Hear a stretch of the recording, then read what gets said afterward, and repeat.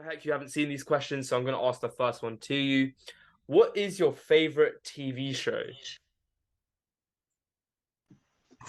Ooh, you go first. I'll think about Okay, mine. I would say probably Sherlock, Benedict Cumberbatch, and Martin Freeman. Yeah, that's probably my favourite one. Or maybe in true civil service fashion, we'll go with Yes Minister. Oh my goodness, I've never seen that, so maybe I need to improve my civil service skills.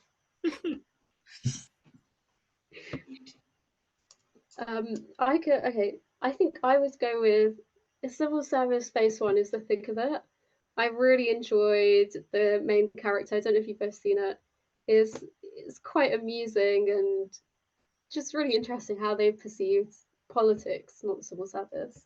And the second one has to be the Office, the US version. Like I could watch it 10 times. It's still so fresh, and the writing is so ahead of its time. Yeah, Dylan. I think. It's a debate. It's between two. I think the show which I've had the most fun watching is Suits. Just because a certain man's suits are incredible, and I aspire to have suits like them. I don't. I also think some of the dilemmas are actually really real in that show, and I have enjoyed it. But I think my overall favorite show, which I could actually watch over and over again and not really get bored of, is NCIS Los Angeles. I think that whole like universe of like NCIS, FBI, all of those like police drama shows with humanity as well intertwined within it. I think those are my type of shows, and I always just find crime really interesting. So yeah, NCIS LA for me. I think the second question is, if you have a useless fact, what is it and why is it useless, but it's really cool? So like, do you have like a fact that you just know off the top of your head that is really useless, but like it's quite cool? Um, Look, Korea. In South Korea, they changed their everyone's birthday. They made everyone 1 year younger because initially they used to count someone when they were born as 1 year old. Now they're starting at zero.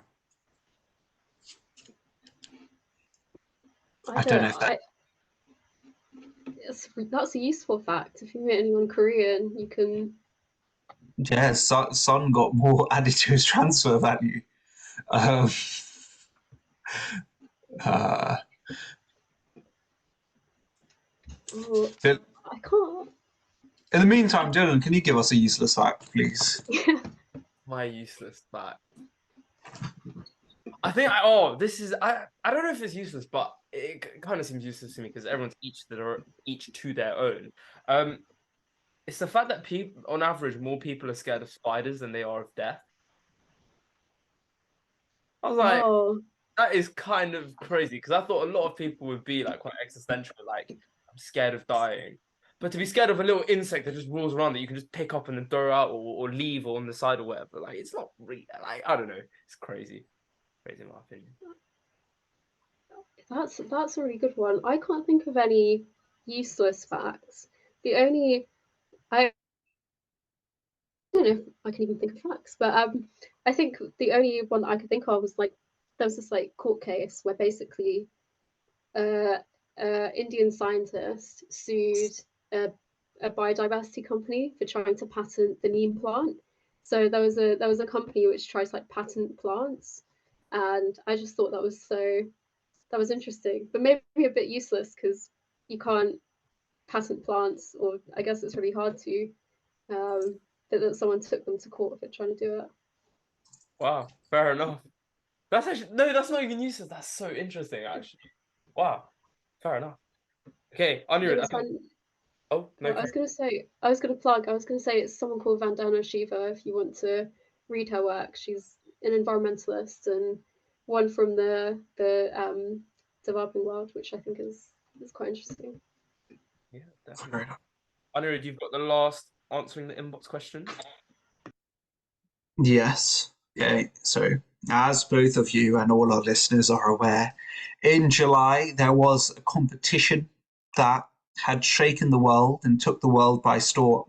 and that was obviously Barbie versus Oppenheimer releasing on the same night. And so my question to both of you is Barbie or Oppenheimer? I have my answer. I have my answer. I'll let you answer first, Mahek, but I have mine. Uh, I this is a real battle. I think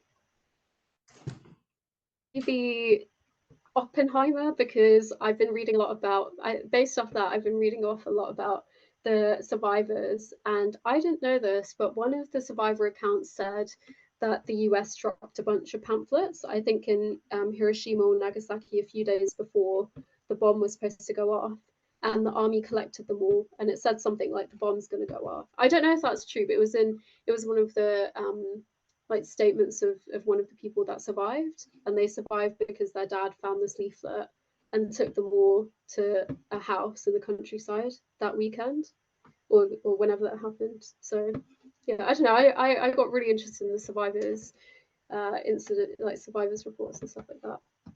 But you go Dylan, which one? I mean, I can only speak having seen one, which is so I saw Oppenheimer, and I think as a film, it's probably better just because of cinematography. Like for example, to portray the explosion, they used a raindrop, and I think that is incredible. Like one of the explosions in the scene, they actually just filmed on a raindrop, like sort of just like dissolving essentially. It's really cool. And I think I'm a huge fan of Christopher Nolan, but I think more importantly actually for me, um, I love the questions that it made me ask. Like this is proper political philosophy right at the heart. But one of the questions that I just kept on asking myself throughout the film was, just because you make something, do you have a right to how to like determine how it's used? And I think that's just a really interesting question, especially in the age of AI.